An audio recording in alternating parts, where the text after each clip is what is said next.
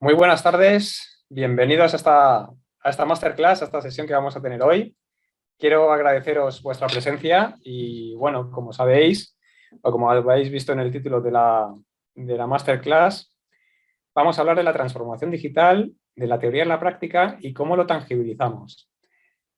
Antes de empezar, esto es una sesión de unos 40-45 minutos para dejar tiempo, unos 10-15 minutos luego al final, para que podáis hacer preguntas, ¿de acuerdo? De hecho, os animo a que cuando acabemos hagáis las preguntas que consideréis y en la medida de lo posible también intentaré contestar a todas y si no soy capaz, intentaré buscar luego la solución o intentaré daros respuesta, aunque sea a través de redes. La clase que vamos a ver hoy, bueno, lo primero me presento, soy Eduardo Cano, soy el Chief Digital Officer de un grupo de clínicas de reproducción asistida que se llama General Life, IVF, que además somos una compañía de un gran fondo de inversión, KKR, que ha adquirido recientemente además el IBI, el primer grupo de clínicas, no de clínicas, sino el primer grupo de reproducción asistida. Anteriormente era el Head of E-Commerce de Pullmantur y de Customer Experience de Pullmantur, cruceros. Lo único que pasa es que, como podéis imaginar, ese modelo de negocio con el COVID, pues al final no sobrevivió a la pandemia. Es decir, al final o muchas de las experiencias que voy a compartir aquí y que vais a ver, pues han sido también adquiridas con los rápidos cambios que estamos teniendo en los últimos años. Anteriormente, como os comentaba, era el Head of E-Commerce y Customer Experience de Pullmantur y también director de e-commerce de Parques Reunidos y de marketing digital. Toda mi vida he estado llevando, sobre todo en la última década, más de hace 10 años, proyectos tecnológicos, proyectos de lo que ahora llamamos transformación digital, change management, marketing digital y digitalización de compañías. Soy sobre todo un ferviente defensor primero de lo que es la tecnología, el mundo digital, la disrupción que crea y las oportunidades gracias a esos nuevos modelos de negocio que nos da el digital y sobre todo y en los últimos años pues especializándome en la implementación de metodologías y el marco Agile en el desarrollo de todos los proyectos que llevamos, ¿no? Y también con un fuerte background en procesos y en IT. Llevo pues prácticamente diría que 20 años trabajando con equipos o directamente en equipos de IT, de dirección de proyectos y de tecnología pura y dura. También tenéis aquí, bueno, el enlace a mi LinkedIn, pero soy muy fácilmente encontrable en LinkedIn y si hay alguna duda que os surja y que no hayamos podido resolver durante esta sesión, me podéis encontrar por ahí. La agenda o lo que vamos a ver hoy lo he dividido en 3 áreas. Lo primero, una pequeña introducción que llamo como entendiendo la transformación digital. ¿Qué es esto de la transformación digital? ¿Qué es lo que yo entiendo por transformación digital? Porque todos hablamos de ella, pero realmente qué es y por eso el título de esta sesión que vamos a tener, ¿no? Por eso el tangibilizando, concretando qué es la transformación digital, por dónde deberíamos empezar y también voy a compartir con vosotros pues ejemplos prácticos, ¿no? De qué hemos estado, qué hemos hecho en estos 2 años en este grupo de General Life, aplicando la transformación digital, ¿no? Y procesos que vamos a ver, pues os lo voy a mostrar. Y también me gustaría el presentaros, luego una segunda fase que va a ser pequeñita, que es por dónde empezamos, y luego la última, la de presentaros el Customer Journey como facilitador de la transformación digital. Seguramente muchos de los que ya me estáis escuchando, pues os suena el Customer Journey, Customer Experience, lo estáis asociando mucho a marketing, lo estáis asociando mucho quizá a CRM, pero bajo mi experiencia, sobre todo formada en los últimos años, al final el Customer Journey y lo que es un proyecto de Customer Experience dentro del marco de la transformación digital es la palanca perfecta para alinear la transformación digital con los objetivos de negocio. Por tanto, empezando, y sin más preámbulos, ¿qué es la transformación digital? Bueno, pues la transformación digital, de forma un poco hasta prosaica y simple, es un conjunto de proyectos y procesos, o es el conjunto de proyectos, de procesos y de las tareas emprendidas para adaptarnos a las nuevas necesidades surgidas de la actual digitalización o surgidas de lo que conocemos como la cuarta revolución industrial. ¿Y qué es esto de la cuarta revolución industrial? Lo que estamos viviendo ahora. Estamos inmersos en estamos inmersos en esta cuarta revolución industrial. Son avances tecnológicos emergentes, según la Wikipedia, lo voy a leer tal cual, avances tecnológicos emergentes en una serie de campos como la robótica, inteligencia artificial, blockchain, nanotecnología, computación cuántica, biotecnología, Internet of Things, vehículos autónomos. Klaus Schwab, que preside el Foro Económico Mundial, que tiene también un libro de 2016, si no recuerdo mal, cuando me lo leí, que se titula precisamente La Cuarta Revolución Industrial, pues bueno, pues lo asocia con la segunda era de la máquina. En realidad, para mí, la Cuarta Revolución Industrial es la era de la conectividad, es la era de los datos, del Big Data y de todos los modelos de negocio que de ahí surgen y que están creando disrupciones en todas las industrias. Estamos, como comenta Klaus Schwab, al borde de una revolución tecnológica que modificará fundamentalmente la forma en que vivimos, trabajamos y nos relacionamos. Yo digo, esto ya ha pasado. Recordad 2007, cuando salió el iPhone, que fue un punto de inflexión, que fue lo que nos ha metido en esta era de la movilidad. Yo lo recuerdo perfectamente porque entonces tenía 30 años. A lo mejor alguno de vosotros pues lo recordáis de adolescentes o de cuando erais niños. Bueno, pues fue un auténtico cambio. Es más, en el año 2007 el tener un dispositivo móvil conectado a Internet nos parecía una cosa que era una frivolidad. ¿Para qué quieres un teléfono conectado a Internet? Más allá de cuando estás en casa tener wifi y bueno, y no ibas a comparar la experiencia de un móvil con la de tener un computador, ¿no? Para acceder a información o hacer lo que tú necesites. Al final, el estar conectados 24 horas, gracias al dispositivo móvil y todos los servicios que han ido saliendo al albor de esta conectividad y de esta adopción masiva y todos los datos generados, ha cambiado totalmente cómo funciona la sociedad, cómo tomamos decisiones, cómo compramos, cómo nos relacionamos y al final ha cambiado y ha creado disrupciones en todas las industrias. También tened en cuenta que estamos ahora en esta cuarta revolución industrial y que en cierto modo es la primera vez en la historia en la que somos conscientes de estar en una revolución, en medio de una revolución industrial. Pensad que en la primera revolución industrial no se levantaron los británicos el 1 de enero de 1780 pensando en que hoy iniciamos la primera revolución industrial, ponemos o cortamos el enlace que teníamos con el antiguo régimen y nos movemos del campo a las fábricas y en febrero de 1780 ya la hemos completado. Evidentemente esto fue un proceso que tomó décadas y que de hecho se expandió al resto del mundo casi como una mancha de aceite. La segunda revolución industrial, 1870, con el motor de combustión y con la electricidad, supuso otra gran revolución que también fue implementándose a lo largo del planeta en décadas. Es más, ahora mismo, por ejemplo, lo que caracteriza esta cuarta revolución industrial es que no está tomando décadas en que la sociedad y en que el planeta adopte esa nueva tecnología. Son días, son semanas, son meses lo que tardamos en adoptar y cambiar nuestros hábitos de consumo y de relación, y son también días en los que desechamos una tecnología por otra. Es decir, la rapidez con la que todo está pasando y la consciencia que tenemos de ello es lo que está configurando esta cuarta revolución industrial. ¿Qué caracteriza, ¿no? La transformación digital que surge al albor de la cuarta revolución industrial?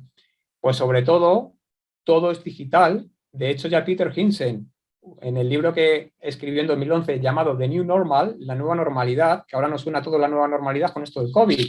Bueno, pues ya en el 2011 Peter Hinsen hablaba de la nueva normalidad que va a traer el digital. Es más, si sabemos leer ese libro, y os lo recomiendo, The New Normal, con cierto contexto y entendiendo que se escribió en 2011, muchos de los postulados que decía entonces siguen siendo válidos. Muchos de los problemas que pasaban en empresas y en departamentos de IT siguen pasando ahora.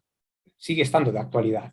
Y muchas veces hasta nos sorprendemos que todavía eso pase. Resistencia al cambio, resistencia cultural, ¿verdad? A salir de esa zona de confort cuando estamos trabajando. Muchas veces nos pasa que tenemos la gorra de consumidores cuando estamos en casa y cuando vamos a tomar una decisión y usamos la tecnología, pero cuando estamos en una empresa no queremos que nos cambien nada, ¿verdad? Es que llevamos toda la vida trabajando de este modo. Es que fulanito me dice que esto hay que hacerlo así porque siempre se ha hecho así. Y mientras la competencia está por otro lado innovando, iterando y pensando en cómo adelantarnos.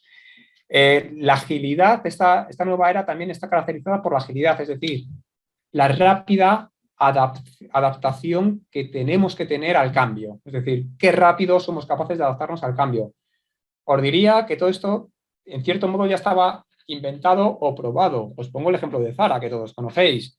Desde hace décadas, Zara creó una disrupción no tecnológica, sino en el mundo de la moda, porque cada semana iba cambiando, o cada semana o cada mes, yo creo que cada semana iba cambiando lo que son sus prendas de vestir. No esperaba la temporada del año que viene y eso hizo a la competencia también cambiar, también plantear nuevos modelos de negocio, plantear esa competencia que antes no existía. Bueno, pues ahora ese modelo que inventó en la moda Inditex, ¿no? Con Zara, realmente está pasando en todas las industrias y sobre todo gracias a la flexibilidad que nos da el mundo digital.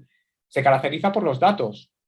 Hace años yo siempre leía que en los 2 últimos años se había creado más datos que en toda la historia de la humanidad. Pero es que eso se decía en el año 2016, se decía en el 2017, se decía en el 2019. Ya directamente he dejado de poner esa gráfica porque es repetitiva.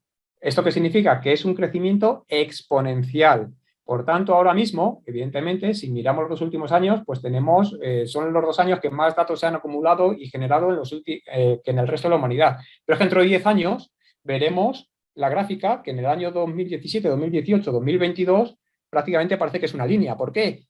Porque va a seguir creándose datos y almacenándose y explotándose de forma exponencial. Y eso es la clave, para mí son los cimientos de esta cuarta revolución industrial, de esta transformación digital y lo que va a cambiar o la explotación de esos datos, la inteligencia artificial que se nutre de estos datos, el machine learning que se nutre de estos datos, van a crear nuevas disrupciones, van a crear nuevos modelos de negocio y van a crear cambios que ahora mismo ni nos imaginamos y yo ni siquiera soy capaz de imaginarme. Podemos visualizar en el futuro el metaverso, podemos visualizar los vehículos autónomos que necesitan de ese 5G para que no haya latencia en el tratamiento de esos datos. Podemos pensar que, por ejemplo, la rotura de suministros que estamos viviendo hoy en día podría llegar a arreglarse con la robotización de toda la logística gracias a esos vehículos autónomos. No lo sé, son ideas. Tenemos que en el 2024 en España va a venir Amazon Go, que son tiendas donde no hay ningún empleado. Tú entras, coges el producto y te vas. Solo necesitas para entrar tu móvil con tu cuenta de Amazon. Pones el móvil, no sé si por NFC, no sé si simplemente porque por geolocalización, sabe que eres tú, hay cámaras, hay inteligencia artificial, saben que has cogido, si lo metes en la cesta, si luego lo vuelves a dejar, estás monitoreado. De hecho, esto no es un concepto, ya existe en Estados Unidos, ya hay tiendas de Amazon Go, en España viene en el 2024, coges la cesta, coges el producto, te vas y directamente te lo cobra Amazon. Un modelo parecido a lo que hizo Uber con el concepto del pago. Tú coges el vehículo, lo pides, te llevan al sitio, sabes cuánto vas a pagar, llegas, sales y te vas. Han hecho una experiencia de ese pago, ¿verdad? Eliminando el punto de dolor que supone coger un vehículo de transporte, que es el momento del pago, pues han creado una experiencia eliminando precisamente ese punto de dolor. Y eso es lo que quiere hacer Amazon, sin darnos cuenta, sin tener que pagar, sin asociar eso de sacar la tarjeta o sacar el dinero y pagar, está creando una experiencia. Se están uberizando todas las industrias. Ya sabéis el concepto de uberización, lo que Uber creó en la industria del transporte. Puso patas arriba a la industria pues, del taxi, por ejemplo. No voy a entrar en esto, pero tampoco es nuevo. También le pasó a Kodak hace 20 años con la fotografía digital. Y lo que caracteriza esta transformación digital es este entorno VUCA-closed, como yo lo llamo. VUCA ya se hablaba antes de la pandemia, estamos en un entorno de volatilidad, de gran incertidumbre, de complejidad, de ambigüedad, y el plus, que es lo que yo llamo y yo meto, el COVID, y haciendo esta presentación, bueno, hace ya en el material que tenemos en el IEP, de hecho, pues ya lo hemos actualizado con la guerra en Europa, la crisis energética, ¿qué va a pasar? La carrera por los estados, China, Unión Europea, no es un estado propiamente dicho, pero es un ente económico, China, Estados Unidos, Unión Europea, en crear divisas digitales basados en blockchain, que no son criptomonedas porque estas están descentralizadas, mientras que el yuan digital, el euro digital o el dólar digital seguirían centralizadas. pero te cargarías el sistema actual bancario porque no necesitarías los bancos comerciales, eliminarías el dinero físico. ¿Qué va a pasar? No tenemos ni idea. Por eso son cambios, tendencias, disrupciones que no han hecho nada más que empezar. Lo que hemos vivido en este último lustro / década es simplemente una introducción de lo que está por llegar. Los tiempos cambian. Por ejemplo, hoy en día 8 de cada 10 empresas, 8 de las 10 empresas con mayor capitalización bursátil son tecnológicas. Aquí si veis en esto, Alphabet es Google, por cierto, pero estáis viendo, la primera es Apple, la segunda es el monstruo petrolero saudí y todas las demás son tecnológicas, aunque Amazon la pongan que es Consumer Discretionary. Bueno, vale, es tecnológica, al igual que Tesla. Tesla al final lo que hace son robots o tecnología con ruedas. O Alibaba te la pone que es de retail. Bueno, de retail no, es al final lo que venta por menor. Bueno, venta. No, es al final tecnológica, ¿de acuerdo? ¿Y cómo estábamos hace 10 años o 12 años, al principio de la década pasada? Solo Microsoft estaba como una empresa tecnológica dentro de las 10 con mayor capitalización bursátil.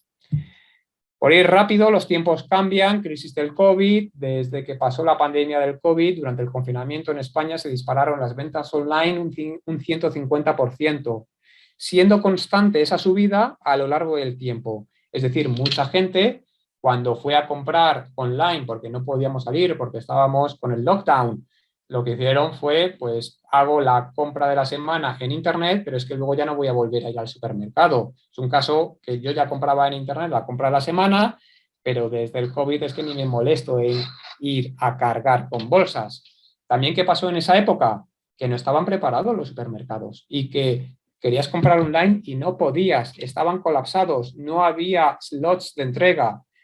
¿En qué fallaron las grandes superficies? Los Carrefour, los Mercadona, los Aldi, los Lidl, fallaron primero en no estar preparados y en nadie preveía el COVID, pero no ser capaces de adaptarse rápido, de cambiar rápido, decir, tengo un problema de logística, yo no puedo entregar todas estas peticiones online que tengo, voy a pactar primero con Glovo, con Deliveroo, con Uber, con Cabify, que tienen flotas de coches paradas sin poder hacer negocio porque estamos todos encerrados en casa, y les voy a convertir durante estas próximas semanas en vehículos de transporte de proximidad, de última milla para entregar productos. No fueron capaces de hacer eso. En Latinoamérica, con Rappi, también con Glovo, con Didi, ¿por qué? No sé si hubo este problema con los suministros o con la entrega online, pero en España fue un problema. A mí me pasó que estaba encerrado en casa y que no podía salir y que no podías comprar en internet porque tú intentabas y estaban colapsados.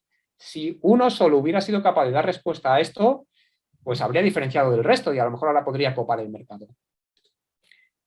Los tiempos cambian y también la transformación, o sea, la adopción de Agile es parte de esta transformación digital.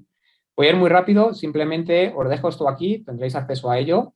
Ya es que se hacen hasta cazas de combate con metodología Scrum, cosa que muchas veces en clase del IEP lo que hemos debatido en los foros es si la metodología Agile es válida para proyectos tradicionales. Es decir, si voy a construir un avión, si voy a construir un puente, ¿tengo que hacer Agile o lo hago de forma tradicional para asegurarme que eso no va a fallar? Bueno, pues ya nos han demostrado que se puede construir cazas de combate en Agile con un coste un 80% inferior. Y fase de la transformación digital, y muy rápido, pues bueno, pues desde que una conciencia mínima inicial, ¿de acuerdo? Es decir, pues la empresa es consciente de que hay que hacer cambios, pero no hace nada, hasta una vitalidad sostenida. ¿Dónde están la mayoría de las empresas? En el 2 y entre el 2 y el 4. Una experimentación puntual, es decir, hay pequeños planes, pequeñas pilotos de digitalización con una alineación que todavía no es estratégica, hasta que se pasa a una inversión adecuada y hasta que al final vamos a una vitalidad sostenida donde la transformación digital no solamente está sponsorizada por la dirección, sino que forma parte de la cadena de valor de toda la compañía. Otra forma de ver la fase de la transformación digital es desde la negación, el enfado, la frustración, hasta la aceptación como mal menor, ¿no? Bueno, yo prefiero quedarme con la anterior clasificación. Y vamos a por dónde empezamos, ¿de acuerdo? Lo primero, lo que no es transformación digital, iniciativas aisladas, hacer marketing digital, migrar al cloud porque me dicen que tengo que migrar, sin más, o instalar nuevo software, nuevas herramientas, o migrar a Microsoft 365 y seguir trabajando igual. De hecho, el migrar al cloud, y esto es paradigmático, te cambia tu estructura de costes empresarial. De un cost of ownership, de una inversión y un CAPEX importante que luego tienes que amortizar en servidores y más que en licencias, lo que es en servidores, en máquinas, en hardware, pasas a un modelo de infrastructure as a service, software as a service, dejas de invertir y apalancarte financieramente a cambiar el modelo de costes y variabilizar esos costes que antes eran un apalancamiento, en donde pagas por uso, tienes que ajustar muy bien tu modelo y cuando algo te sale mal, cuando algo no funciona, cuando algo está sobredimensionado, simplemente cortas y dejas de tener ese coste variable. Cuando te has quedado corto, amplías. Por tanto, puedes ajustar los costes a tu demanda y a tu necesidad. Por eso es tan importante el cloud y el ser ágil, porque hoy tenemos esta tecnología que nos permite serlo. Cuando tú tienes como en el pasado que invertir en tu hardware, te la estás jugando a tú dimensionar correctamente, porque si sobredimensionas tienes unos costes que tu negocio no te cubre y si te quedas corto, estás perdiendo oportunidad. Y volver a dimensionar o infradimensionarte supone unos costes que pueden poner en peligro la viabilidad de la empresa. Entonces, ¿cómo empezamos? Pues mira, lo único que hay que tener claro es que cualquier iniciativa ha de estar supeditada a los modelos de negocio. Primeros pasos para tener una metodología. Yo siempre lo divido en dos. A la hora de empezar una metodología o empezar una transformación digital o un proyecto disruptivo, tengo que ver el equipo humano y el equipo de IT. Por el equipo humano significa que tengo que entender el negocio, tengo que conocer a la gente, tengo que mapear procesos, hacer entrevistas, identificar problemas y todo eso a la vez y en paralelo tengo que hacer un inventario de qué tecnología tengo, cuál es el estado del arte, qué KPIs manejo, cuál es el origen del dato. Esto, señores, es lo más importante probablemente en cualquier proyecto y en cualquier inicio de proyecto. Sobre todo si estamos hablando de varios grupos, varios equipos o de tecnología no dividida, sino tecnología que está en silos, ¿vale? O soluciones que están en silos, que se hablan malamente entre ellas. Para eso hay que definir el gobierno del dato, hay que definir el modelado del dato, esto es data modeling, data governance, data quality. Hay que tener muy claro cuál es el origen del dato. Esto nos está pasando a nosotros. En este grupo en el que estoy de clínicas de reproducción asistida, estamos todos manejando el mismo vocabulario, mismos KPIs, vamos a ver los KPIs y vemos que la forma de calcular un KPI de una clínica o de un grupo con respecto a otro es diferente. Por tanto, estamos hablando de KPIs que no pueden compararse entre ambos. No estamos hablando de lo mismo, aunque suene parecido, ¿de acuerdo? De hecho, y os voy a poner aquí un ejemplo que lo tengo aquí preparado.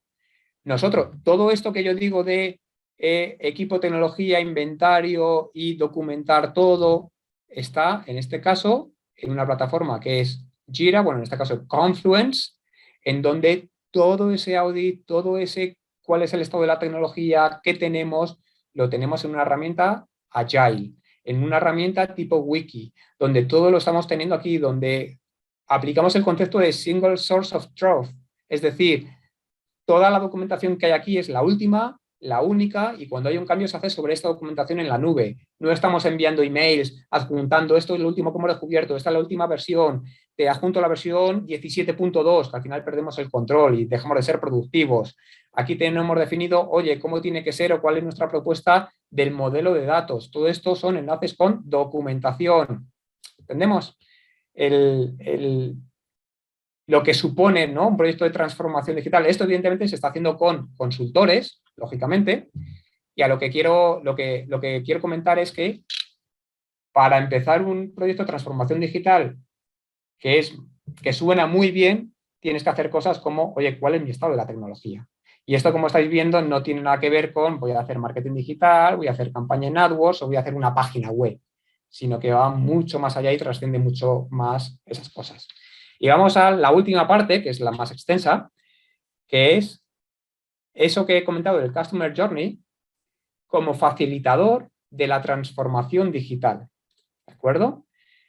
El Customer Journey, y sobre todo si venís de marketing algunos, o incluso tecnología y habéis estado trabajando con gente de marketing, no deja de ser, bueno, es esa representación esquemática en forma de infografía que traza la experiencia de cliente desde el primer contacto que tiene con la empresa hasta el después, es decir, cuando ya ha sido cliente. Cuando hablamos de primer contacto, hablamos de publicidad, de marketing digital, de la valla que tengo en la carretera para que me vean, imaginaos, tengo una fábrica de muebles muy pintona, con muchos colorines, tal, para llamar la atención sobre mi competencia y sobre otras tiendas que son feas y vetustas. Bueno, pues eso es el primer contacto con el cliente. También cuando va a mi tienda, cuando va a mi negocio, cuando si es online, cuando va a mi página web, cuando hace una interacción, cuando es mi cliente y cuando es después. Es más, dentro de este proceso de transformación digital y del mapeo del Customer Journey, uno de los retos que pongo yo siempre sobre la mesa es ¿cuál debería de ser nuestro loyalty? Si somos clínicas de reproducción asistida, cuando alguien así ha hecho un tratamiento y va a conseguir su objetivo, ¿cuál es nuestro loyalty? Conseguir advocates, conseguir gente que nos recomiende, conseguir que repitan muchas veces. Hombre, un hermanito a lo mejor puede tener, pero 7 hermanitos no. Y aquí es donde viene, gracias a la tecnología, cómo puedo ampliar el negocio. Y aquí es donde ideas que tenemos es, oye, y si lo que hago es, gracias a que tienes un tratamiento conmigo, te doy acceso gracias a mi marketplace a mejores precios por ejemplo, si vas a ser familia, pues de fabricantes de cunas, ropa de bebé, que solamente puedes tener en mi marketplace porque has hecho un tratamiento conmigo y porque yo tengo acuerdos especiales con estos fabricantes que ellos necesitan a la oferta, es decir, ellos necesitan a quién van a comprar y eso lo tengo yo sé que esto van a comprar. Y tú tienes algo que mi cliente necesita. Déjame un buen precio, yo le doy ese servicio al cliente y tú vas a seguir ganando porque no tienes que ir a hacer un marketing que te va a costar más. Simplemente déjame un mejor precio y ese va a ser tu coste de marketing y todos ganamos. ¿Y cómo puedo saber eso también o cómo puedo ponerlos en contacto? También gracias al Big Data, al Machine Learning, sabiendo qué familias van a tener qué bebé, niño, niña, poder adquisitivo, dónde vive. Bueno, pues gracias a todo eso puedo decir, oye, pues a este tipo de cliente o a esta próxima familia, pues lo que nosotros sabemos que puede necesitar más es esto. Ponemos en contacto, no con el permiso, cuando digo poner en contacto es que el cliente al final puede entrar en esa área privada y tener lo que necesita a un golpe de clic y a un precio mejor que si va al mercado. Eso es como gracias a la tecnología, mi labor o vuestra labor en el futuro es encontrar nuevos modelos de negocio, ampliar horizontalmente el negocio y yo no le voy a decir a un médico cómo tiene que hacer una reproducción asistida o una fecundación in vitro, pero lo que sí que puedo ayudar es a ampliar el negocio y a diversificar riesgos, por ejemplo. Con el Customer Journey, esto es un ejemplo ya real de lo que estamos haciendo. Aquí, cuando ya hemos hecho todo ese inventario que es lo que os he mostrado antes en Confluence, cuando hemos mapeado el estado de la tecnología, el origen del dato, los procesos y hemos documentado todo, es, vale, ya tenemos muy, muy claro cómo funciona el negocio y cuál es el estado del arte tecnológico. Siguientes pasos. Los siguientes pasos es dónde queremos estar de aquí a 3 años. ¿Cómo lo vamos a...? Y eso es lo que aquí llamamos, ¿veis? La visión. Oye, ¿qué objetivos tenemos? Evidentemente vamos a seguir haciendo entrevistas a gente de negocio, a gente de operaciones, a doctores, a las personas de financiero que, por ejemplo, están vendiendo opciones de financiación a esos posibles pacientes. Tenemos también que, con esas entrevistas, ¿no? Esto que hablamos de empatizar, tenemos que hacer talleres de Design Thinking. No sé si sois familiares o os suena esto del Design Thinking. Al final no deja de ser o de poner una metodología a el proceso, o más que proceso, es poner un proceso o una metodología a ese concepto o a ese ejercicio de brainstorming. Oye, ya sabéis, el concepto de brainstorming, de tormenta de ideas, eso es fantástico, pero si no las canalizamos, si no tenemos un acuerdo y si no ponemos luego cómo las vamos a ejecutar y cuáles vamos a ejecutar, no valen para nada. De ahí nace el design thinking. De hecho, son talleres, son jornadas de co-creación, donde salen todos los problemas que pueda haber en una compañía, en un equipo, desalineamientos que hay estratégicos, se ponen en común, se unifica esa visión de negocio, se traza claramente a dónde queremos ir y qué es realista conseguir, se detallan todas las iniciativas para llegar ahí. Normalmente se suele hacer con un ejercicio dónde nos vemos, dónde queremos estar de aquí a 3 años. Para estar ahí, ¿qué tenemos que hacer de aquí a 2, de aquí a 1 y de aquí a 6 meses? Se van sacando todas esas tareas, se van viendo la dificultad que tienen, se van viendo el impacto en negocio, se van viendo si son realistas o no todas esas iniciativas que se están añadiendo en esas jornadas de cooperación para llegar a ese objetivo, y luego todo el equipo va puntuando y va señalando en cuáles nos deberíamos focalizar.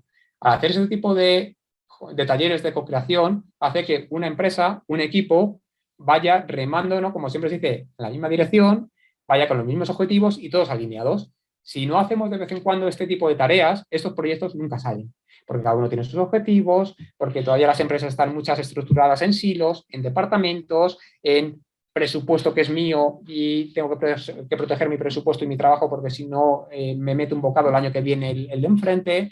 Y con estos talleres de co-creación y de design thinking conseguimos primero limar todos esos problemas que puede haber, lo ponemos a todo el equipo remando en la misma dirección y se crea equipo. No sabéis lo eficiente que son para crear ese equipo y esa cohesión.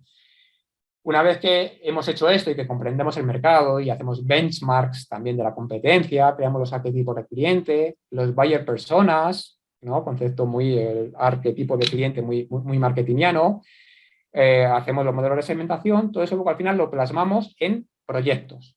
Y lo plasmamos, creamos también, perdonad, el Customer Journey, dibujamos el Customer Journey, plasmamos los proyectos y sobre todo esto que veis aquí, de un plan a 6 semanas que tenemos y que estamos ahora mismo haciéndolo en la fase final, nos vale para definir cuál es el stack de Marketing Technology que deberíamos de tener. ¿De acuerdo? Quedaros con esto.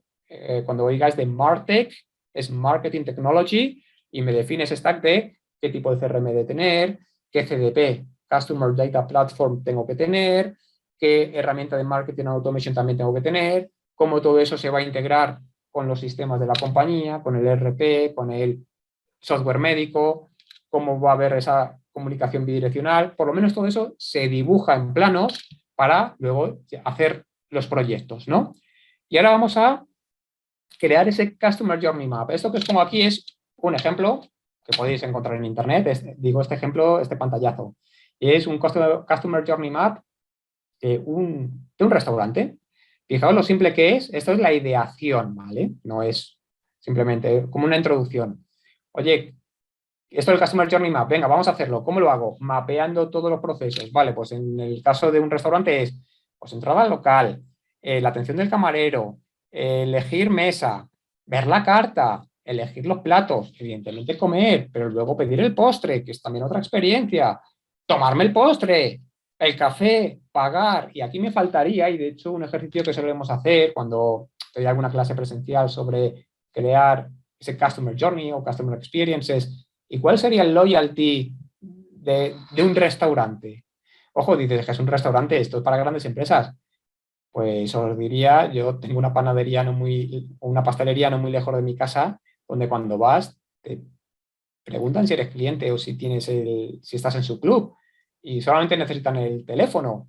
Tienen por detrás un CRM que vas, supongo que no voy mucho, simplemente las 4 veces que he ido me lo han preguntado, no tengo, como no voy mucho no me lo hago, pero entiendo que ahí me intentarán perfilar, verán mis hábitos de consumo y me mandarán ofertas, me mandarán emails, me mandarán SMS, oye, tengo ahora esto, y es muy útil para esa pastelería. Pensad que esa pastelería a lo mejor hace 30 tartas al día y a veces pues se puede quedar corto, largo, tal, pues cuando ve que se está quedando, que le va a sobrar género, puede decir, oye, antes de tirarlo, oferta especial a toda mi base de datos, por la mitad de precio tienes esta tarta.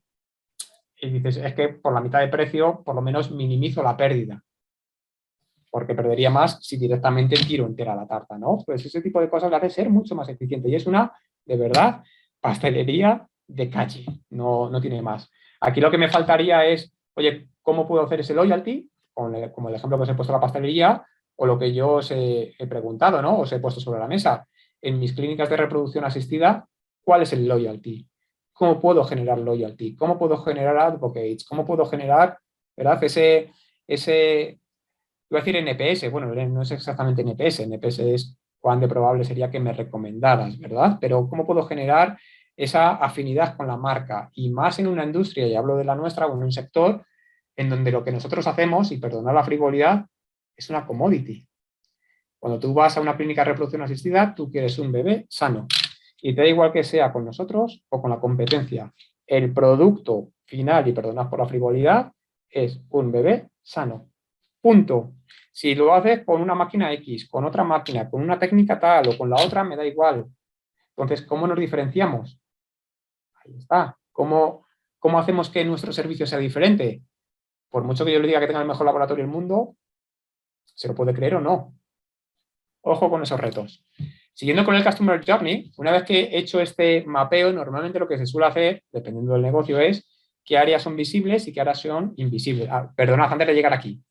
Cuando hago esto, lo que tengo que ver es qué puntos positivos tengo y qué puntos negativos tengo y qué stoppers hay. Un stopper, por ejemplo, es si está sucio la entrada local, pues entonces no voy a entrar. No es un stopper, por ejemplo, el pagar. Yo no sé si el pagar va a ser bueno o malo. Ahora, si tengo una mala experiencia cuando voy a pagar, pues a lo mejor me lo pienso el volver, ¿no? Pero esto es un stopper porque si veo que está sucio el local, directamente es que ni entro. Bueno, todo esto también lo suyo es que lo haga una empresa externa, porque si no tendríamos nuestro propio sesgo, o el nuestro o el de nuestros empleados. Luego al final se hace, oye, ¿qué aspectos son visibles y qué no? Oye, pues ¿qué es visible? Pues es visible la atención que me da el camarero, es visible la presentación que tú tienes de la tienda. ¿Qué es lo que no es visible? Cómo están los cocineros haciendo la comida. Visible es la presentación del plato, pero no cómo lo hacen. En todos esos puntos de interacción también tenemos que intervenir, evidentemente, ¿vale? La creación, una vez que tengo el Customer Journey, tenemos que crear un Service Blueprint y esta es la clave. Y ya un Service Blueprint, como estáis viendo aquí, es una representación ya esquemática a modo infográfico. De hecho, el Customer Journey es esa representación a modo infográfico, como estáis viendo aquí, de una experiencia de cliente desde el antes, durante y después. Y aquí lo tenéis. De hecho, eso está mapeado con el buying cycle del usuario. Tengo un deseo, hago una investigación, planeo, hago, en este caso, es un ejemplo también visto en Internet de una agencia de viajes. Hago una reserva o de un hotel. Llego al hotel, hay lo que es la comida, lo que son los servicios que tiene el hotel, lo que tiene el checkout, bueno, todo eso, ¿no? Con el Service Blueprint, aparte de hacer el storyboard y la descripción, o sea, hay que detallar la descripción de cada punto de contacto y sobre todo hay que poner los pain points, puntos de dolor y los puntos wow o los puntos de delight, también se llama, de excelencia, en qué soy muy bueno y en qué tengo puntos de dolor. Un mismo touch point puede tener puntos de dolor y puntos de excelencia, ¿eh? O sea, es decir, podemos encontrar, oye, pues esto lo hacemos mal, pero también en esta misma experiencia esto lo hacemos bien. Puede haber varios. Normalmente sí que es cierto que lo que se hace es identificar dónde tengo un problema o qué parte de los touch points o en qué parte en todo el flujo donde tengo problemas, ¿de acuerdo? Y sobre todo también se proponen ideas o soluciones no definitivas, simplemente se van proponiendo. Con esto, lo primero que haces es un as is, un customer journey como lo tienes ahora y a partir de aquí tú vas creando y vas ideando cómo debería ser tu experiencia en el futuro. De hecho, ahora os he estado enseñando pantallazos o ejemplos de Internet, pero esto es algo con lo que nosotros estamos trabajando. Aquí nosotros ya hemos diseñado nuestro Customer Journey, de momento no de forma infográfica, pero sí cuando un paciente está en esa fase de awareness, cuando toma la decisión de ir con nosotros, cuando está en la fase de diagnóstico, cuando empieza el tratamiento y qué pasa después del posttratamiento. Ojo que esto es el as is, como es. Aquí, como veis, no estoy teniendo lo del marketplace ni la idea para hacer loyalty porque todavía no lo tenemos. Eso sería parte del to be. Y de aquí lo que estamos haciendo es mapeando todos los procesos y todas las herramientas tecnológicas. Recordad lo que os he enseñado antes en Confluence, recordad todo ese inventario de tecnología, recordad todo ese mapa de procesos. Aquí es donde los mapeamos. Aquí cada proceso lo vamos poniendo en cada punto de contacto de interacción que hemos sacado del Customer Journey. Esto que veis aquí es back office, es decir, lo que hay por detrás de este Customer Journey. Esto es simplemente un resumencito, un esquema. El documento original que estáis viendo ahora, que estáis viendo en mi pantalla, es este Excel. ¿Veis? ¿Veis? Este Excel nos sale con este Customer Journey qué características, qué funcionalidades tienen que tener nuestro stack tecnológico, si ya lo tenemos y qué componente es. Pues esto parte, el Sales Funnel Tracking es parte del CRM, que a su vez tiene que tener, lo que os he comentado antes, un CDP, tiene que tener una herramienta de marketing automation, esto del assignment of a partner to the patient, bueno, si HIS es el Health Information System, es decir, nuestro software médico, qué parte del componente es, en qué parte del Customer Journey, en qué pasos toma parte, oye, 1, 2, aquí 1, 3, pues este componente es clave aquí en el First Appointments, pero también clave en toda la parte de diagnóstico. ¿Veis? Vamos poniendo IT, vamos poniendo negocio, o mejor dicho, perdonad, vamos poniendo IT, vamos poniendo marketing y vamos poniendo ese concepto de transformación digital para cumplir objetivos concretos de negocio o para ayudar procesos concretos de negocio. No son iniciativas aisladas. No es que, porque sí, voy a hacer, por ejemplo, una cosa que se ha hablado mucho en la compañía, vamos a digitalizar todo el tema de consentimientos informados, que la gente cuando vaya tiene que firmar que sabe, pues como en todo tratamiento médico, oye, tienes estos riesgos, oye, esto se compone de tal y tú lo tienes que firmar. De momento y a día de hoy se sigue haciendo con papeles. Pues evidentemente lo queremos digitalizar. Pero si simplemente digitalizamos eso, estamos haciendo una iniciativa aislada. La cuestión es, esa iniciativa, ¿dónde encaja dentro del Customer Journey? ¿Qué prioridad tiene? Si es un pain point que nos va a... Si es un pain point importante ahora, que si lo solucionamos nos va a diferenciar de la competencia, y si tiene un coste y una implementación razonable en el tiempo, de tal modo que lo podemos considerar un quick win y lo podemos iniciar como una pieza del puzzle de lo que es ese gran puzzle que es el Customer Journey dentro de la transformación digital. Hecho esto y creado el Service Blueprints, tenemos que definir los casos de uso. ¿Qué es un caso de uso? Un caso de uso describe la interacción de un cliente potencial o actual con la empresa en detalle. Es decir, un caso de uso que muchas veces también en Agile suele ser el equivalente, ¿no? Éticas de usuario, es decir, vas describiendo una interacción de la empresa, del cliente con tu empresa. Ejemplo, en el caso nuestro de clínicas, voy a detallar el caso de uso que es ir a la clínica y esperar a que te atiendan, por poneros un ejemplo tonto. En el caso en el que estaba en Pullmantur, un caso de uso era el embarque.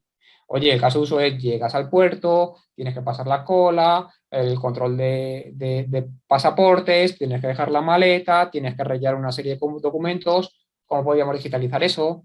¿Cómo podíamos hacer el onboarding, el embarque de forma mucho más rápida? Estamos pensando en que tú tuvieras un horario o que tú tuvieras una aplicación móvil donde te dijera ve a las 10:30 aquí y según vas, entras y ya está todo. Puedes ir rellenando a través del móvil o a través de una tablet toda la información que te vamos a pedir en ese punto de embarque. Eso sí, tienes que ir hasta ahora, si no, se te pasa la baza y te pones en la cola y tardas las 2 horas que se tarda siempre.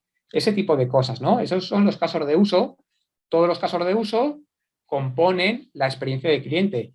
Y un caso de uso aislado es uno solo, pero todos juntos, de forma holística, componen esa experiencia de cliente y esa, al final, transformación digital, ¿no? Entonces, rápido, un ejemplo de caso de uso aquí de forma esquemática. Pues en el caso de las clínicas, oye, la experiencia y comunicación con el paciente antes de la primera consulta. Pues podemos sacar los pain points, la incertidumbre sobre qué tengo que llevar, los análisis, si tengo que ir en ayunas o no. Pensad que nosotros tenemos varias visitas de ese posible paciente antes de iniciar el tratamiento. Vas, te enteras, luego te decimos que tienes que venir, tienes que hacerte unos análisis para ver qué problema puedes tener, para sacar cuál es el problema que tienes exacto y decirte, oye, tu tratamiento es este. Por dentro de la reproducción asistida hay muchos tipos de tratamientos, dependiendo del tipo de problema que pueda tener ese paciente.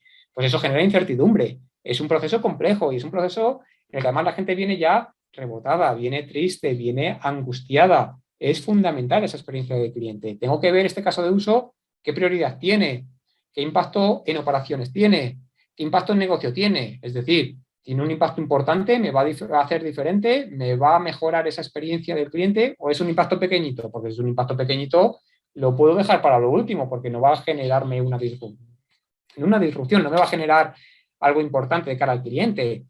¿Qué tipología es? ¿Es algo que tengo que tener, que está bien tener o que no lo necesito ahora?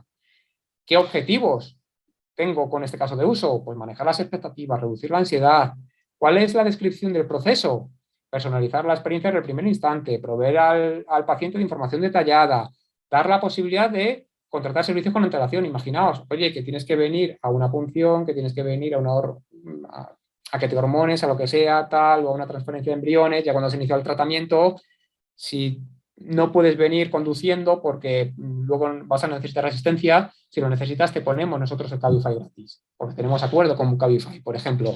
O oye, o si necesitas parking, dínoslo, que te buscamos el parking. Eso es la experiencia del cliente. Para eso tú necesitas tener herramientas, canales de comunicación con el cliente y un marketing automation que haga todo eso solo. Porque si tú dependes de que la persona de recepción o de ventas esté pendiente con cada uno de los clientes de lo que necesita, es imposible de manejar.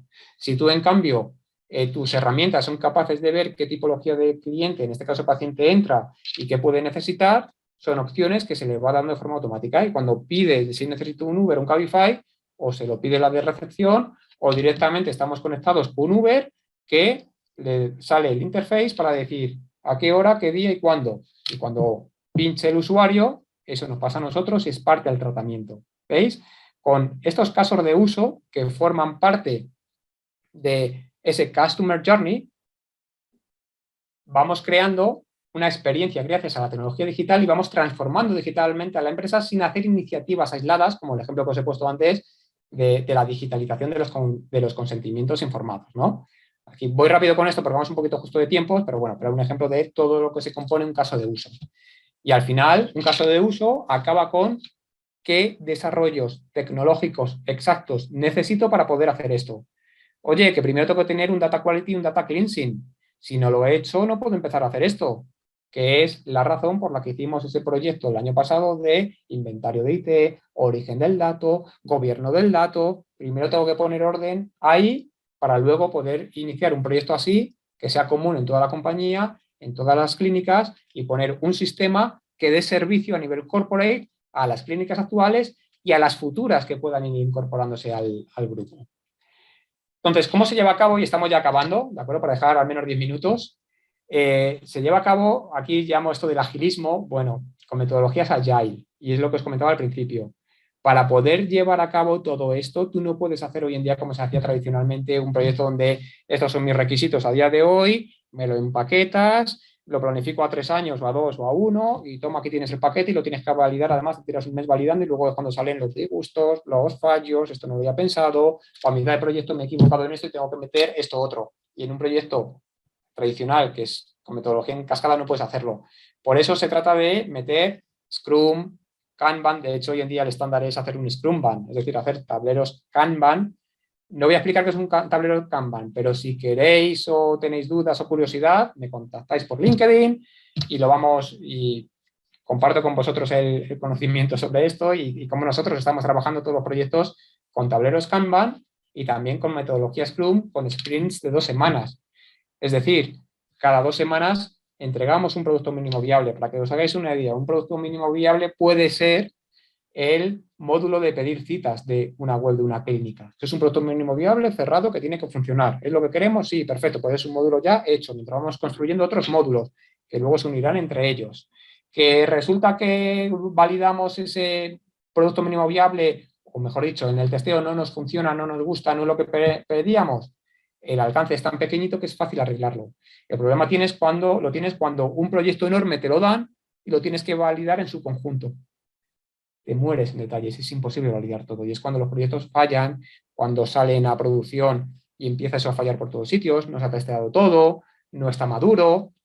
De hecho, así es como funcionan las aplicaciones móviles. ¿Por qué cada semana estáis recibiendo N actualizaciones de las aplicaciones? Porque están continuamente iterando, continuamente probando, continuamente sacando producto mínimo viable. Y si ven que se recibe bien por el mercado y funciona y consiguen sus objetivos, siguen iterando, siguen iterando. ¿Qué no funciona? O pivotan esa solución o directamente la quitan. Google lo hace mucho. Google te saca un producto, luego te lo quita, lo descontinúa, lo cambia. Entonces, en la mentalidad de la empresa, mejora también porque Agile, aquí lo tenéis, 11% de proyectos Waterfall tradicionales acaban en éxito por el 60% de los Agile. Una gran diferencia. Ojo, que esto también significa que 4 de cada 10 fracasan. Eso está a la orden del día. Mejora continua. Hay que manejar un backlog, en este caso por parte de la empresa y del cliente.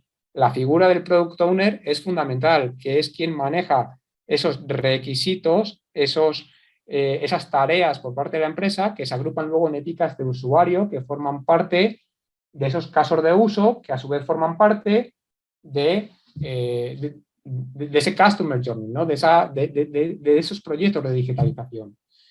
Hay una integración continua, es lo que he comentado, cada sprint entrega un producto mínimo viable. Ojo, no es un producto mínimo viable por sprint, puedo tener N productos viables por sprint, porque puedo tener varios equipos trabajando en paralelo. Lo que pasa es que internamente, dentro de la compañía, tenemos que ser capaces de aguantar esa velocidad, de hacer esa recepción y de testear cada 2 semanas todos esos entregables. Por tanto, tenemos que tener un equipo bien dimensionado. Cada producto mínimo viable forma parte de un módulo, es decir, un caso de uso. Ese caso de uso puede estar formado por varios productos mínimos viables, por varias funcionalidades, ¿de acuerdo? Que encajan dentro de un puzzle a su vez, que es el de la experiencia de cliente y el de la transformación digital. Hablo mucho del Customer Journey, del Customer Experience, porque es poner al cliente y a negocio, pero sobre todo al cliente, en el centro. Eso que habréis oído hablar 1000 veces de Customer Centricity. Bueno, pues el Customer Centricity, como lo llevas a cabo, es con un proyecto así, más allá de que en un PowerPoint, objetivo de la empresa, Customer First, y luego, como me pasaba a mí en Pullman Tour, un ejemplo, era Customer First, ¿vale? Yo quiero que mi cliente sea capaz de reservar un camarote con un email y diciendo que van 2 adultos y 2 niños y que luego, de aquí a que haga el viaje, me rellene todos los datos, los pasaportes, el no sé qué, que era un proceso tedioso.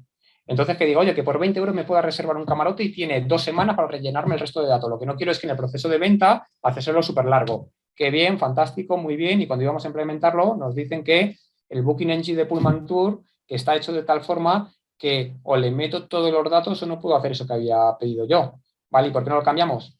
Porque es muy caro y porque hemos trabajado así toda la vida. Cuando vino lo del COVID, esa era una de las rocas en las que estábamos, uno de los problemas en los que estábamos. Y yo era el que abanderaba la bandera de la transformación digital diciendo, señores, me da igual que nuestro Booking Engine haya sido hecho así, que cueste mucho cambiarlo. Estamos perdiendo dinero y estamos perdiendo reservas porque ese usuario en ese momento con el móvil no puede rellenar toda esa lista y se va a ir a booking.com que sí le permite hacer lo que yo estoy proponiendo. ¿Vale? Conclusiones. Rápido, pues la transformación digital tiene que ver más con procesos, gestión del cambio, con cambiar rápido. El factor humano es fundamental. El ejemplo que os acabo de poner de Pullman Tour, gente que no quería cambiar, pues porque, oye, toda la vida habíamos trabajado así y eso era un coste importante, el cambiarlo.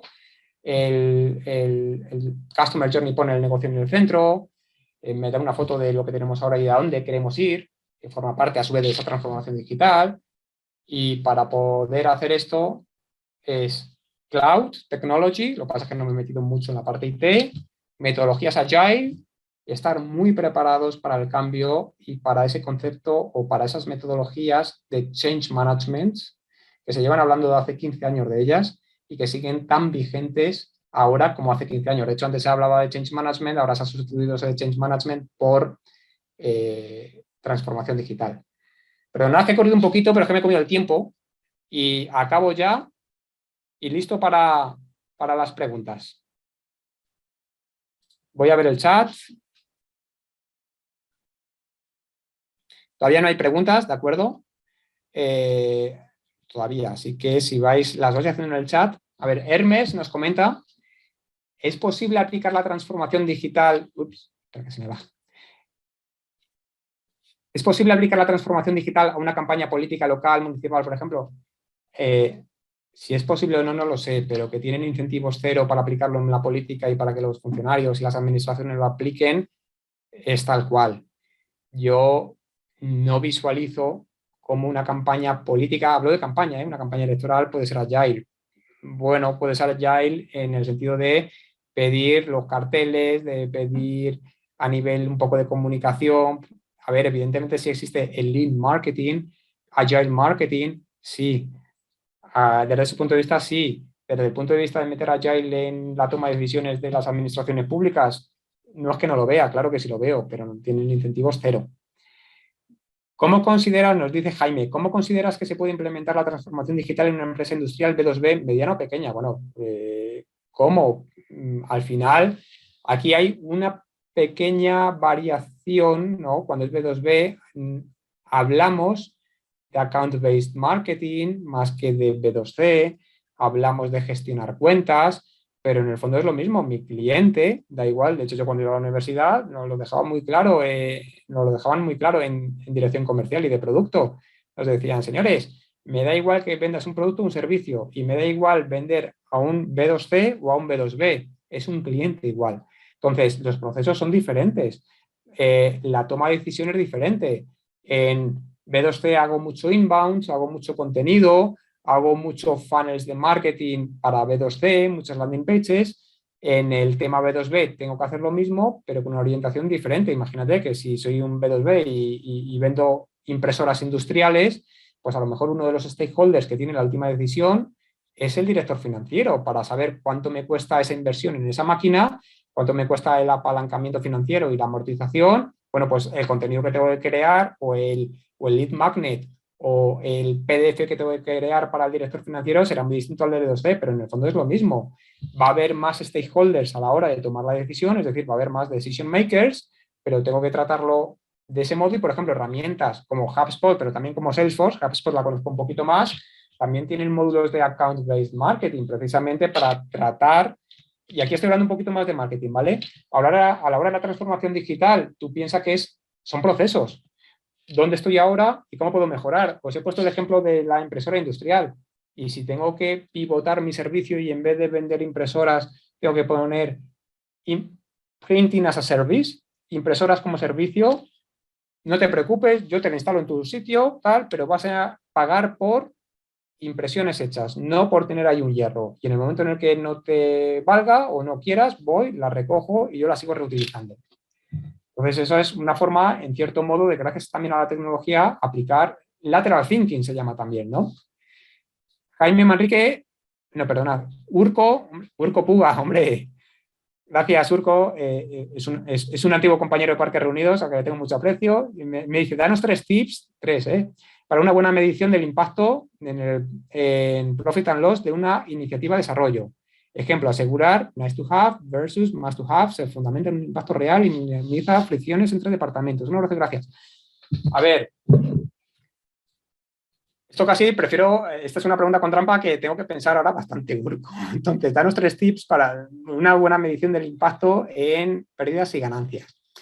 A ver, normalmente, dependiendo del caso de uso o dependiendo de lo que se quiera implementar, pues tiene que tener un impacto económico. Y ese impacto económico, y voy a decir una generalidad, ¿vale? Pero va a ser o bien en reducción de costes, o va a ser porque vas a incrementar los revenues.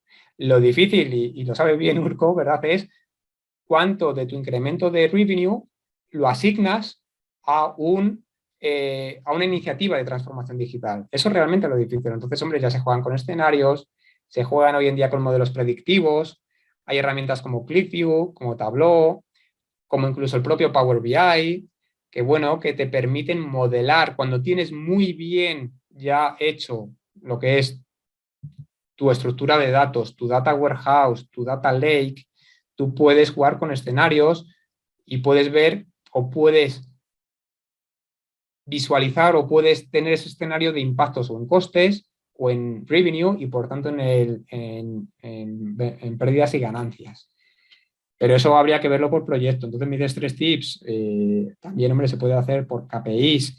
Y por KPIs puede ser, oye, ¿cuál es mi Customer Life Cycle? Gracias a esto he aumentado el Customer Life Cycle. Os pongo un ejemplo. Mira, que lo tenía en mente y no me ha salido en la presentación. Hay una empresa automovilística que cuando en Pullmantur nosotros hicimos el proyecto de Customer Experience, pues también se lo hicieron para esta empresa automovilística y decían, oye, es que ellos decían que el Customer Life Cycle era de 7 años. A los 7 años de media cambiaban de vehículo. Y cuando nos metimos nos dimos cuenta que esa era la media típica de un señor come un pollo y otro señor come 0 pollos. ¿Cuántos comen entre los dos? Medio pollo, mentira. Pues pasaba lo mismo. Es que estaban los clientes que cambiaban cada 4 o 5 años de vehículo y los que cambiaban cada 12. Y ellos se dedicaban a cuando un señor tenía, o señora, un cliente tenía 7 años ya, le decían, ahora es el momento de cambiar el vehículo. Pues no, oye, pues el que lo quería cambiar ya lo ha cambiado y el que lo va a cambiar dentro de 12 años todavía tiene mucho que hacer por su coche, por su vehículo. Por tanto, una forma también de medir el impacto puede ser ese Customer Life Cycle. y puede ser ese lifetime value. Si yo aumento el Customer Life Cycle y aumento el lifetime value y puedo medirlo, o por lo menos puedo jugar con escenarios, puedo decir una forma en la que voy a medir el éxito de esta estrategia de transformación digital o estas iniciativas de transformación digital va a ser con este lifetime value. Puede ser también en cómo tú vas aumentando el valor de tus leads. Oye, es que por captar leads, si yo hago una media, cada lead me supone, o el coste por lead son 2 euros, pero cada lead me supone 5 euros de beneficio. Si consigo aumentarlo a 7, a 9 o a 10 y el coste lo sigo manteniendo, es también una forma de medir el éxito, en este caso no de la transformación digital, sino de una iniciativa de digitalización en la forma de captación de leads. Gustavo López, y perdonad que vaya muy rápido porque además la pregunta de Urco es para hacer otra masterclass. Mi cliente tiene muchos RPA, Robot Process Automation, que buscan reducir tiempos en el registro de datos. Sin embargo, en algunos casos participan en interfaces muy robustas donde existen muchos datos que reposan en sistemas externos que terminan afectando la performance de mi ERP. ¿Cómo optimizar este tipo de procesos? Ahí, Gustavo, es un proceso de ingeniería. Es decir, evidentemente hay que mapear los procesos, hay que ver, oye, esos sistemas externos son necesarios, no son necesarios, cómo se conectan entre ellos. ¿Lo hacen a través de web services, a través de API REST, de XML, o lo están haciendo a través de que pongo los datos en un FTP y entonces por la noche voy y cojo los datos y jalo los datos y los pongo aquí? No lo sé, eso es un proceso un poco de ingeniería, ¿no? Y si se rompe uno de esos procesos y no se nos dan cuenta hasta el día siguiente, pues claro, pues provoca retrasos. Me dice Roberto Esteban, ¿podría ampliar el software que mostró para la gestión de información de un proceso de transformación digital? Bueno, ese software creo que te refieres a Jira, Confluence, hay muchos en el mercado. Jira, Confluence es un módulo de Jira, Confluence es el módulo wiki para documentar todo ese proyecto y para tener toda la documentación en un único sitio y evitar el email, evitar el enviar correo, documentación por email, sino que todo lo tienes ahí y todo se trabaja en la nube, en este caso en la nube de Jira, ¿vale? Y cuando un documento se cambia, se modifica, se hace la notificación correspondiente al equipo, ya ha habido este cambio, pero no está manejando miles de documentos. Software está Jira, está Colab, está, para empezar, yo también os recomiendo, si tenéis cuentas Microsoft 365, que empecéis con el Teams. El Teams tiene una funcionalidad de wiki muy básica, pero os vale para ese gobierno de proyecto, e integrar Trello en el propio Teams. Trello es una funcionalidad, me parece súper completa, para crear tableros Kanban y empezar a implementar esa metodología Agile, en este caso Kanban, pero también puedes hacer un Scrum. De hecho, si pagas ya la licencia de Trello, que es muy poquito, o pagas algunos Power Apps en Trello, puedes convertir un tablero Trello en un Scrum, viéndolo por sprints de 2 semanas o de 4, dependiendo del proyecto. Entonces, hay mucho, Roberto, Asana también, Jira, Confluence, Zendesk, bueno, hay muchos, ¿vale? Te puedo dar una lista, pero también con buscar en internet verás un montón. Omar Miranda, ¿la agilidad es el único camino para implementar la transformación digital? A ver, Omar, me voy a mojar. Probablemente no, pero yo te diría que sí. Si no eres ágil, es imposible. Aquí me mojo. Si yo soy consultor o implementas metodología Agile o harás algo que se parezca a una transformación digital, a lo mejor te quedas en una digitalización a medias, pero no lo va. El concepto de Agile, el concepto, lo había puesto ahí en la presentación, aunque no lo he comentado, ese moto que tiene Facebook de Move Fast, Break Things, si no lo haces en Agile no puedes. ¿Por qué? Porque al hablar de concepto producto mínimo viable que está muy asociado a las metodologías Agile, si tú rompes algo y te das cuenta de que te has equivocado, te vas a dar cuenta muy pronto. Y el coste de romper algo va a ser mínimo y lo vas a poder asumir. Si no eres Agile, vas a hacer un proyecto de 1 año, de 6 meses o de 4 meses, integrando, desarrollando, te lo van a dar, te vas a dar cuenta de que eso está roto, de que eso no funciona y vas a poner, no sé si en compromiso la existencia de la empresa, pero sí que vas a hacer un agujero financiero importante. Por eso es tan importante la Agile, porque, y hay que asumirlo, nos vamos a equivocar y más en un mundo VUCA con tanta incertidumbre y tanta ambigüedad y complejidad, nos vamos a equivocar o vamos a tener hipótesis que no son correctas. Cuanto antes nos demos cuenta y antes podamos pararlas o pivotarlas, a ver, una de las cosas, el Agile no es garantía de éxito, simplemente es garantía de que vas a vas a poder reaccionar rápido al cambio. Muchas veces en Agile ha pasado que hay gente que se enroca y con que esté viendo delante de sus narices que eso está mal, sigue. Entonces el Agile pues tampoco vale para mucho. Buenas tardes. Para una pyme, crear primero una web, marketing digital, redes sociales. Nos lo dice Noelia Serrano, que está perdida. Bueno, para una pyme, yo lo primero que haría, y si somos muy pequeñitos, una web, hombre, una web de información, sí, siempre, pero no me metería a vender online. Yo lo que me metería es redes sociales, me metería a tener presencia en agregadores, en recomendadores, en Google My Business, en lo que opinan de mí en Facebook, y sobre todo lo que haría es construir un CRM, empezando con un modelo freemium, con un Pipedrive o con un Sugar CRM o cosas así, o un Mautic, que es open source. Dice, es que no sé, pues a lo mejor se necesita una pequeña ayuda, pero en el fondo, a poco que seamos un poquito ágiles y espabilados, el construir un CRM muy básico, donde podamos, cada vez que alguien viene a nuestra tienda, por ejemplo, si somos una pequeña empresa o a nuestro negocio, preguntar por su email, meterles en el... Es el ejemplo que he puesto de la pastelería, meterles en el sistema, cuando se vayan a hacer una automation, qué tal ha sido tu experiencia, cómo te puedo ayudar, y si es buena, puedes hacer otro automation, que eso, todas las herramientas vienen, de CRM ya vienen con ellos. Oye, pues si es buena, pues estaría eternamente agradecido, sí, me pones una reseña en Google. Si es mala es, oye, ¿no te importaría que te llame para ver por qué ha sido mala la experiencia? Y yo creo que eso va primero y va antes que meterme en un proyecto enorme de hacer una página web, manejando un catálogo importante, luego la logística, en el caso de que entreguemos productos, ¿de acuerdo? Me dice José Andrés, buenos días, una pregunta, ¿cómo afecta directamente la transformación digital en los trabajadores? Es decir, capacitaciones, soft skills, habilidades digitales. Pues hombre, en lo que he comentado, el factor humano es fundamental. Sin factor humano, sin contar con la gente, todo proyecto de transformación digital fracasa. La cuestión es que vamos a tener resistencia al cambio. ¿Qué hacemos para salvar esa resistencia al cambio? Talleres de design thinking, de co-creación, ayudan a bajar esa barrera de resistencia al cambio. Capacitación. Tenemos que capacitar. Habrá gente que venga ya muy digitalizada y muy abierta al cambio, y cuanto más jóvenes así será, y habrá gente que le cueste más. Pero normalmente a la gente le gusta aprender. Lo que no le gusta es que le den lecciones, pero sí aprender. Oye, pues si les ayudamos en esa capacitación y en tener esas soft skills, probablemente sí que bajarán esa resistencia al cambio y se embarcarán en el proyecto. Si ignoramos el factor humano y no capacitamos a la gente, fracaso asegurado. También debería de estar sponsorizado por la dirección. Si un cambio de la forma de trabajar, de cómo hemos trabajado, porque realmente la transformación digital no va a acabar nunca, señores. A lo mejor lo llamamos de otro modo dentro de unos años, pero vamos a tener que estar en continuo cambio y aprendizaje siempre. Por tanto, tenemos que, cuanto antes capacitemos a la gente para que sea consciente de que tiene que salir de esa zona de confort, mejor. Y si no lo hacemos, siempre puede haber, si no lo hacemos, condenados al fracaso. Y siempre puede haber gente que es que se resista. Bueno, pues es gente que se resiste porque sí, y que hagamos lo que hagamos, no está dispuesta a cambiar, pues habrá que tomar soluciones drásticas. Pero normalmente esto no suele pasar y la gente no es tonta.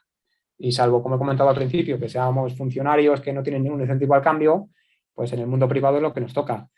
Nos comenta Rudy Salas, algo que me llamó mucho la atención fue el newsjacking. ¿En qué categorías de productos es más efectivo?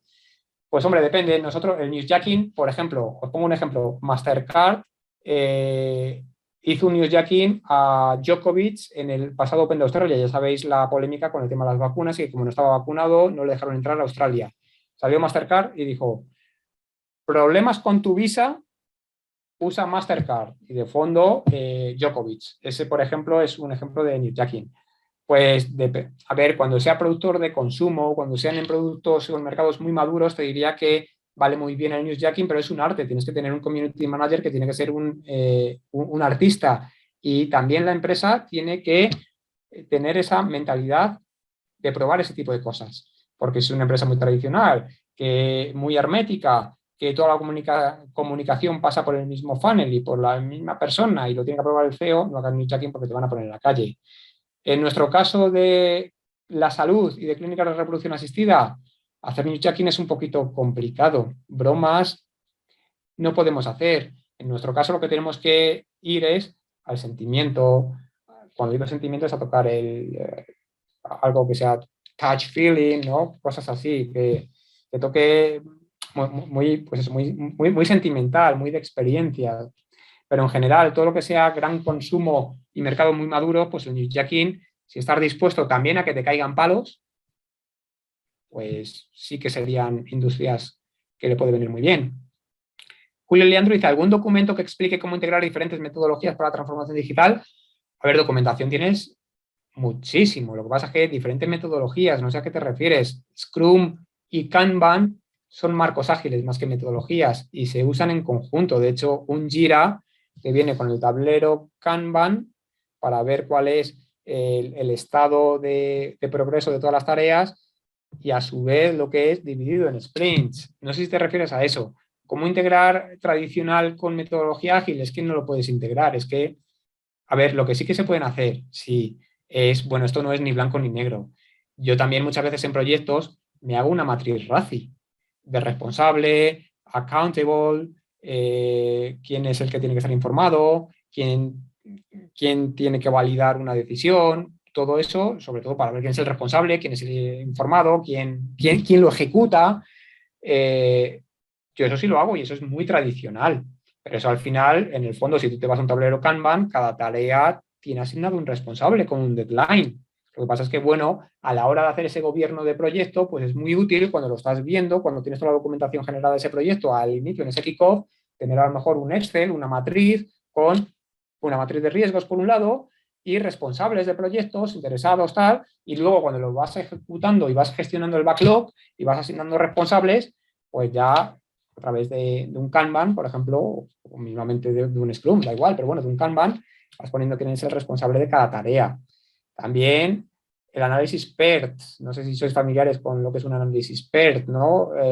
Sacar el camino crítico, cuánto va a llevar cada tarea, qué tarea depende de otra, eso se visualiza muy bien, por ejemplo, en un Gantt, ¿no? Pero que viene de lo que es el análisis PERT.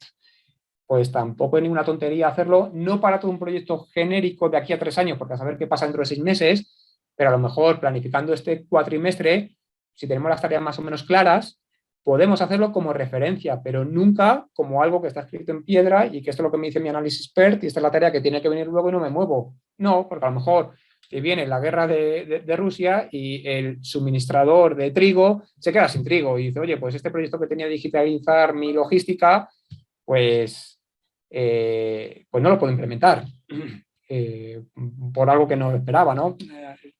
He puesto un ejemplo un poco extremo, pero para que nos hagamos una idea. Hay muchísimas preguntas, la verdad es que no me esperaba tantas. Os agradezco muchísimo el tiempo que habéis tenido. Por un lado, la presentación, que yo sepa, se va a subir en formato vídeo al canal, a los canales del IEP. Igualmente, preguntad pues lo que es a la escuela, pero si me preguntáis a mí o tenéis alguna duda o queréis ver algo conmigo, yo encantado, ¿vale? De verlo con vosotros. Así que, bueno, hay muchas preguntas aquí que si queréis, pues bueno, pues en LinkedIn me podéis buscar, no he podido leer todas. Disculpad que, bueno, que se me ha ido un poquito de tiempo, pero aunque me hubiera ceñido a los 40-45 minutos, veo que aquí hay preguntas para haber estado toda la tarde, con lo cual me alegra enormemente porque ha generado expectación y me da pena no atenderos a todos, pero esto no acaba aquí. Estoy a vuestra disposición. Muchas gracias por vuestra asistencia y a la escuela también.